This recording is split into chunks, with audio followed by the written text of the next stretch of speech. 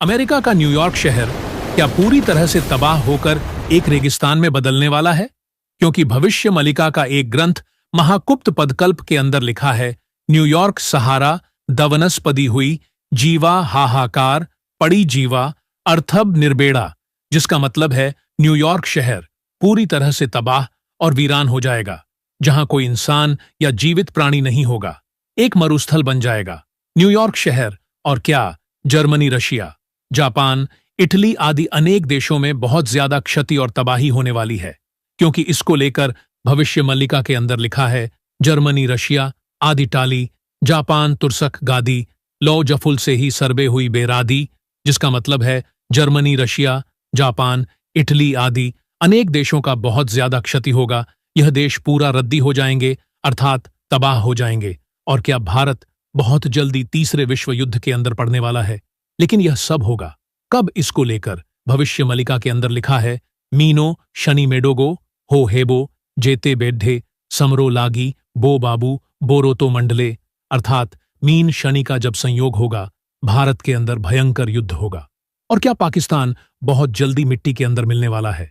क्योंकि इसको लेकर भविष्य मलिका के अंदर लिखा है, पाकिस्तान राज्य गोटा शार खार हेब पक्ष बेलकू पुनी बुद्धिजे सफूरी गरीब, अर्थात पाकिस्तान राज्य पूरा मिट्टी में मिल जाएगा।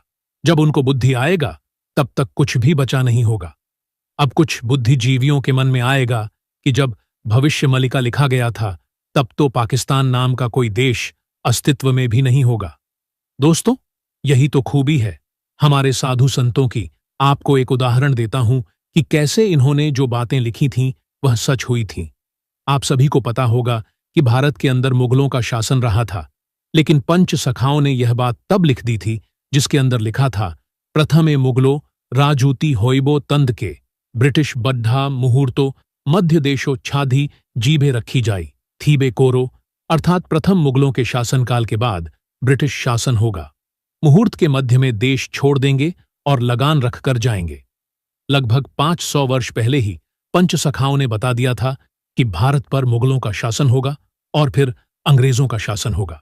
इसी प्रकार भविष्य मलिका के अंदर लिखा है कि भारत में भयानक युद्ध होगा।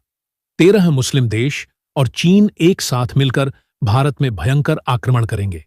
चारों दिशाओं से आक्रमण होगा, जल थल वायु मार्ग सभी ओर से आक्रमण होगा।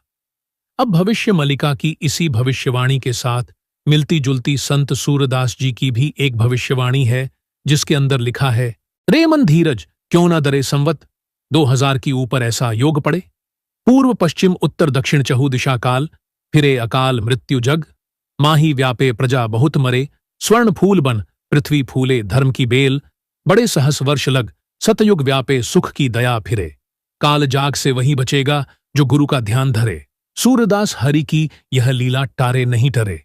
इसके अंदर स्पष्ट शब्दों में लिखा है कि पूर्व पश्चिम उत्तर दक्षिण चहु दिशा काल फिरे, अर्थात हर दिशा से हमला होने वाला डाला है।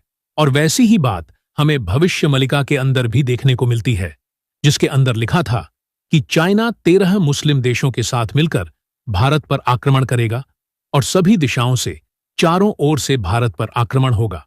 और वही बात सूरदास जी ने भी अपनी भविष्यवाणी के अंदर इस कविता के माध्यम से लिखी थी। लेकिन आखिर हमें कैसे पता चले कि जो बात जो समय इस भविष्यवाणी के अंदर लिखा था वह समय वाकई में अब आ भी चुका है या नहीं?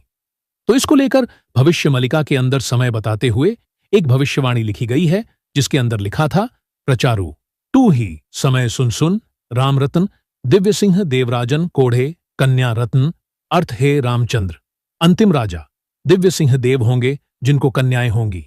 अब आप पता कर सकते हैं पुरी के अभी के राजा का नाम क्या है और उनकी पुत्री है या नहीं। अब यह बात जब आप पता करोगे तब आपको पता चल जाएगी कि पंचसखाओं द्वारा सैकड़ों वर्ष पहले लिखी गई यह भविष्यवाणी सच्चाई की शक्ल में तब्दील हो रही है। अब आते हैं एक कलयुग अंत को लेकर। इनकी जो भविष्यवाणी थी उसके अंदर निशानी ली गई थी कि पुरुष प्रसव कर थिप सूत नारी होइबे अंडीर आँखी फूटी जीभ सकल जनर ध्रुम उठब सुनियार, अर्थात महापुरुष अछूतानंद दास जी यहां पर कहते हैं कि कलयुग के अंत में पुरुष लोग बच्चा पैदा करने लग जाएंगे और यह बात अब सच्चाई की शक्ल में तब्दील हो रही है। क्योंकि विज्ञान इतनी तरक्की कर चुकी है कि अमेरिका के अंदर कई ऐसे केस आए हैं। यहां पर मेडिकल ऑपरेशन के माध्यम से पुरुष ने भी बच्चे को जन्म दिया है। यानी कि जो समय, जो ग्रहों की दिशा, जो संकेत, जो उदाहरण भविष्य मलिका के अंदर आज से 550 साल पहले लिखे गए थे, वो आज के समय में हूबहू सच्चाई की शक्ल में बदल रहे हैं। और आपको बताएं कि इस भविष्य मलिका को आप लोग हल्के में लेने की गलती मत करना। भारत के राष्ट्रपिता कहे जाने वाले महात्मा गांधी की हत्या की भविष्यवाणी भी इन्होंने स्पष्ट शब्दों में कर दी थी। इनके अंदर लिखा था, मोहन गांधी आयुष जवान, नक जोगु होइबे नाश लो जाई फुल भाबे मिथ्या न भाषात। मोहन गांधी की आयु एक युवक के कारण खत्म होगी। यह वचन मिथ्या मत सोचना, यह भी सत्य हुई, क्योंकि मोहनदास करमचंद गांधी की जान एक युवक ने गोली के कारण चली गई थी। पंच सखाओं ने यह बात आज से 500 साल पहले लिख दी थी। तो इन बातों से आप यह बात स्पष्ट शब्दों में समझ सकते हैं कि किस प्रकार जो बातें हमारे पुरातन सनातन धर्म के धार्मिक ग्रंथों के अंदर लिखी गई थीं, वो एक एक करके सच्चाई की शक्ल में तब्दील हो रही है। अगले पहरे के अंदर लिखा, देश पर आएगा नारी राज, तब पंजाब पर गिरेगी, गाज मौत से बदलेगा, फिर ताज बेटा भी चढ़ेगा। कालबाज, यहां पर इंदिरा गांधी जी की हत्या की बात करी गई है और उनके बेटे की हत्या की बात यहां पर करी गई है। और पंजाब के अंदर वहां पर जो कुछ भी हुआ 1984 के अंदर, वो आप सभी के सामने है। उसका जिक्र भी इन्होंने तभी कर दिया था। अगली लाइन के अंदर लिखा है, 3 बार जो देश चलाए साधु का वो वेश बनाए, अंतिम होगा वही राजा, फिर काल मौत का बजेगा बाजा। यानी कि 3 बार जो देश चलाएगा, अर्थात एक ऐसा व्यक्ति जो भारत का 3 बार प्रधानमंत्री बनेगा, वो एक साधु का वेश भी धारण करेगा और वह भारत का अंतिम राजा होगा।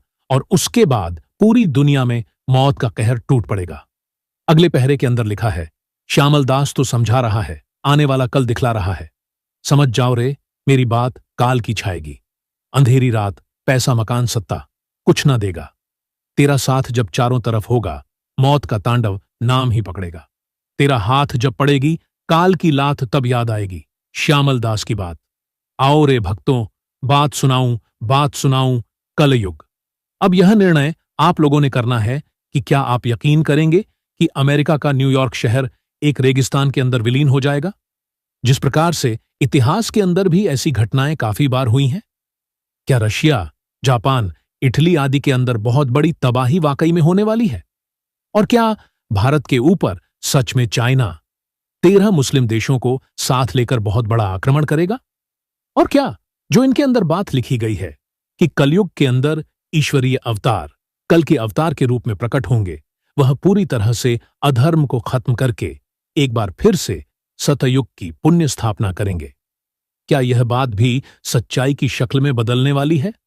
आप अपनी राय कमेंट में जरूर बताएं।